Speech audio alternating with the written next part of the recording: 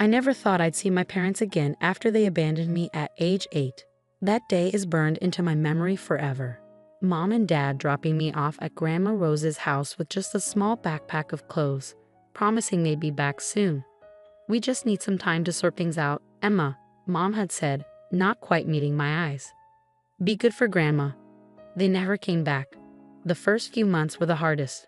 Every day, I'd sit by Grandma's front window after school, watching cars drive by, hoping the next one would be them. Every night, I'd cry myself to sleep, wondering what I'd done wrong, why I wasn't good enough for them to stay. But Grandma Rose was my saving grace. "You're perfect just as you are, my sweet girl," she'd tell me, wiping away my tears.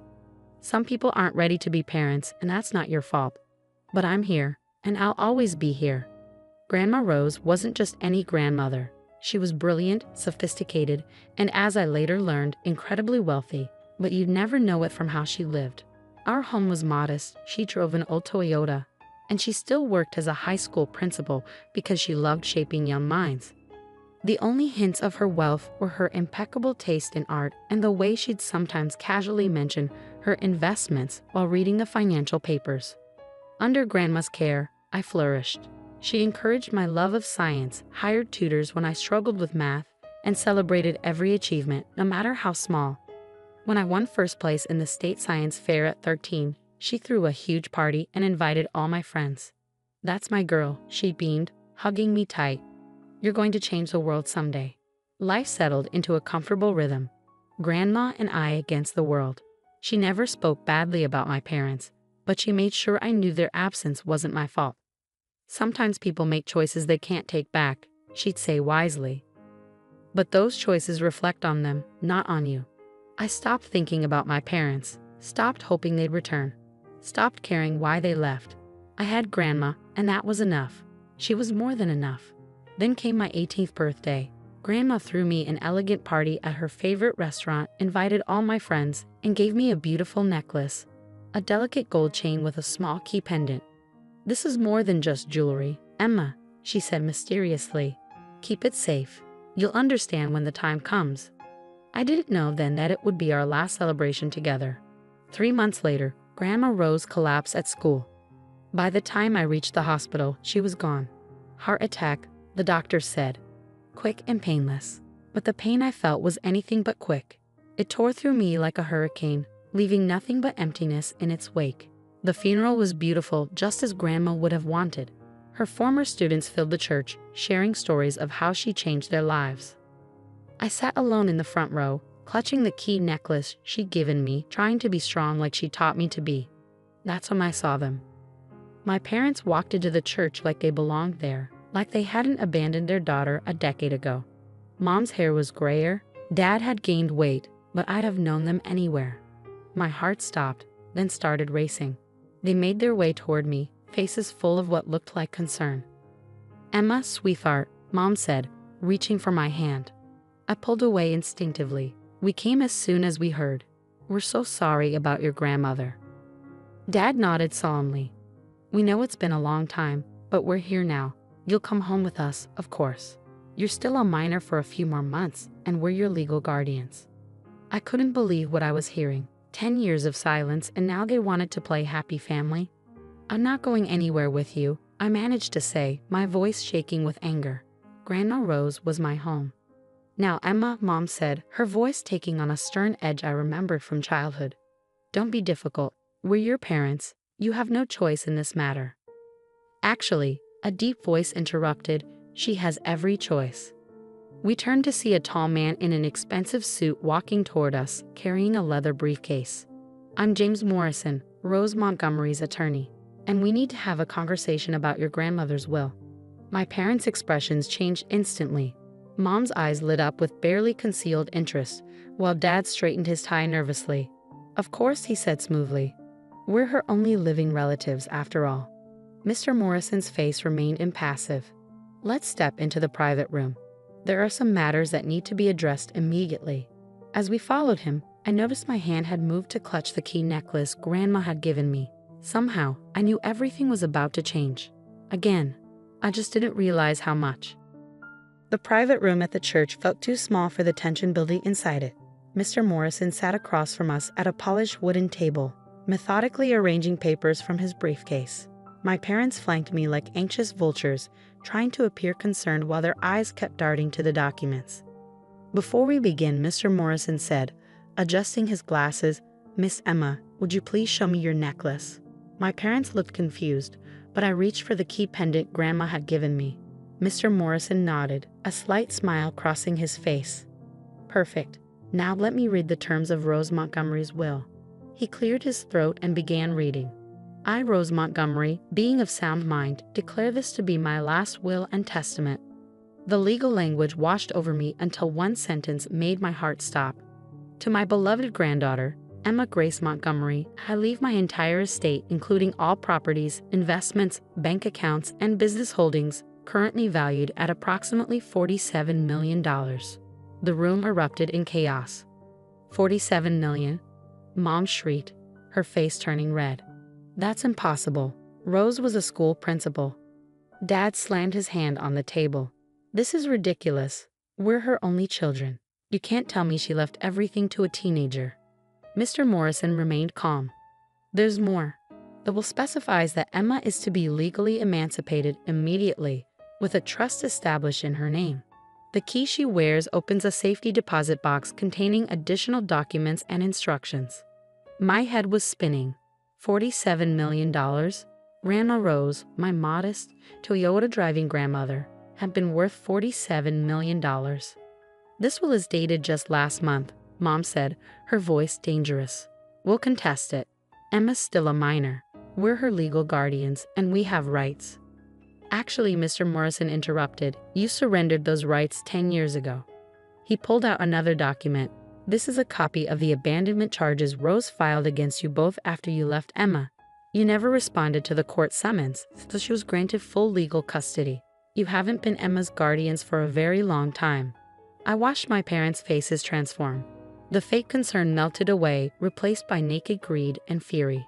"Emma, sweetie," Mom tried again, her voice honey sweet. "You don't understand what you're doing. Let us help you manage this. We're family." "Family?" The word felt like poison in my mouth. Where was family when you left me? Where was family for 10 years while Grandma Rose raised me? "We made a mistake," Dad said quickly. "We were young, struggling. But we're here now. We can make it right." "Make it right?" I stood up, shaking with anger. "You're only here because you found out about the money. Did you even care that Grandma died? Did you ever care about me?" Their silence was answer enough. Mr. Morrison cleared his throat. "There's one more thing. Rose left a letter for you, Emma." He handed me a sealed envelope. "She asked that you read it alone." I took the envelope and walked out, leaving my parents protesting behind me. Finding a quiet corner of the church, I opened the letter with trembling hands. "My dearest Emma, if you're reading this, I'm gone, and you've just learned the truth about our family's wealth. I know it's a shock. I kept it secret for many reasons, but mostly to protect you and let you grow up understanding the value of hard work and kindness. I watched your parents choose money over love many times. They abandoned you because I refused to keep funding their extravagant lifestyle. They chose wealth over their own daughter, and in doing so, gave me the greatest gift, you. The key I gave you opens more than just a safety deposit box. It opens the door to your future. I've made arrangements for everything. The house is yours. Your college fund is secure. The family business awaits when you're ready. But most importantly, remember this. You are loved. Not for your inheritance, but for who you are. The same quiet strength that helped you survive being abandoned has prepared you to handle this responsibility. Don't let your parents manipulate you. They'll try, but you're stronger than they know. You're a Montgomery woman, and we don't break easily. All my love, Grandma Rose." Tears rolled down my cheeks as I finished reading. In death as in life, Grandma Rose was protecting me, guiding me, loving me. I touched the key around my neck, understanding finally flowing through me. When I returned to the private room, my parents were still arguing with Mr. Morrison about contesting the will. They fell silent when I walked in. "Emma," Mom started, but I held up my hand. "I want you to leave," I said, my voice steady. "Both of you. You're not welcome here." "Now listen here," Dad began angrily, but Mr. Morrison interrupted. "Should I call security?" he asked calmly. As the sole heir and property owner, Emma has the right to have you removed." They stared at me, these strangers who shared my blood, and I saw the moment they realized they'd lost. Not just the money, but any chance of manipulating me. "This isn't over," Mom hissed as they gathered their things. "You'll regret this." I watched them leave, feeling oddly peaceful. "What happens now?" I asked Mr. Morrison. He smiled. "Now we visit that safety deposit box. Your grandmother left quite detailed instructions about the next steps. Shall we?" As we left the church, I caught a glimpse of my parents in the parking lot, arguing furiously. They'd lost everything today. Not that they ever really had it. They'd chosen money over love once before, and that choice had finally caught up with them. I touched the key around my neck and smiled. Grandma Rose had given me more than just an inheritance. She'd given me the power to stand on my own, to face whatever came next. And something told me this was just the beginning. The safety deposit box at First National Bank contained exactly what Grandma Rose had promised, and so much more. As Mr. Morrison helped me go through the contents, I discovered just how thoroughly my grandmother had planned everything. Inside were property deeds, stock certificates, and detailed instructions about the family business, Montgomery Investments, a company I'd never even known existed. But what caught my eye was a USB drive labeled "Watch Me First." Mr. Morrison pulled out his laptop, and Grandma Rose's face appeared on screen. She looked healthy, vibrant. This must have been recorded just before she died. "Emma, my darling girl," she began, her familiar smile warming my heart. "If you're watching this, then everything has happened as I expected. Your parents showed up at my funeral, didn't they? Trying to claim what was never theirs to begin with." I gasped. Even from beyond, she'd known exactly what would happen. "You see, Emma, there's something you need to know about your parents. They didn't just abandon you.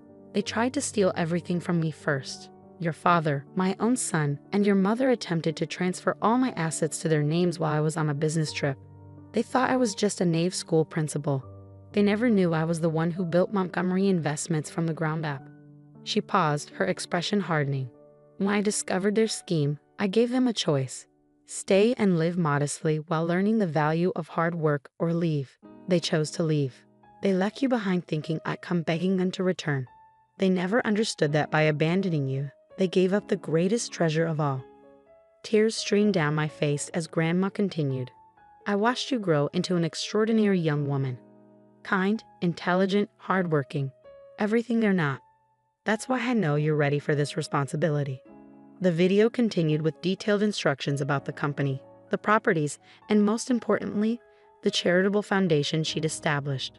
The Montgomery Foundation provides scholarships to abandoned children. You'll be its new director. Use our wealth to help others like yourself, Emma. That's our true legacy. The next few weeks were a whirlwind. Mr. Morrison introduced me to the company's board of directors, who'd all known and respected Grandma Rose. They welcomed me warmly, ready to guide me as I learned the business. My parents didn't give up easily. They hired lawyers, tried to contest the will, even attempted to prove Grandma Rose was mentally unstable when she wrote it. But she'd been too thorough. Every document was in order, every decision legally sound. Their final attempt came 3 months later. They showed up at the Montgomery Investments office, causing a scene in the lobby. "We're her parents," Mom shouted as security held them back. "She can't keep us out." I met them calmly, dressed in one of Grandma's elegant suits, the key necklace still at my throat. "Actually, I can, and I will." "We'll go to the press," Dad threatened. "Tell everyone how you stole our inheritance." I smiled, channeling Grandma Rose's quiet strength. "Go ahead. Tell them how you abandoned your 8-year-old daughter. Tell them how you tried to steal from your own mother. I'm sure the press will love that story."